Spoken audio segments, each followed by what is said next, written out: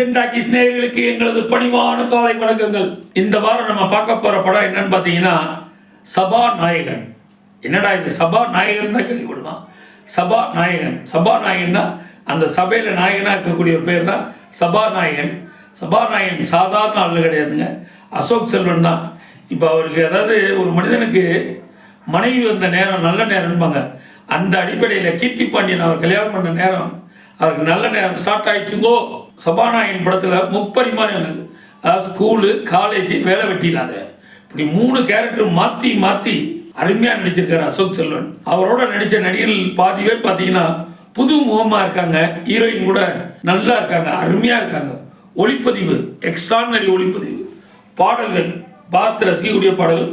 ஒரு காலேஜில் நடக்கக்கூடிய சப்ஜெக்டை ஒரு முதல்ல ஸ்கூல்லேருந்து காலேஜுக்கு அப்புறம் வேலை, இந்த இதை ஒரு கோர்வையாக பண்ணி பிரமாதமாக பண்ணியிருக்காங்க.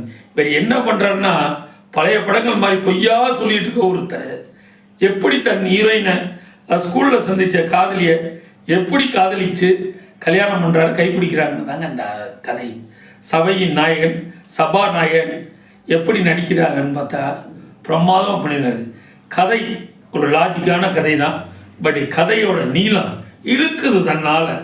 அதை குறைச்சிருந்தாங்கன்னா அந்த படம் உண்மையாகவே நல்ல படம் தான். படத்தோட இயக்குனர் சும்மா சொல்லக்கூடாது, ஜிஎஸ் கார்த்தியன்.